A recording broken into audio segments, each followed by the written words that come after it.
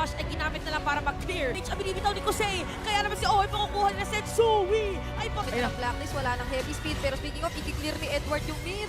Kailangan na kailangan talaga nila depensahan pero hindi sapat para makatakas. 5 players pala ng RSG yung nandun. Mamaya tatama na yan. Saktong-sakto tumama na talaga. Aray Kaya ko, naman dito boss. si Setsui ginamit na yung heavy spin. Habang si Hachi dito magiging target.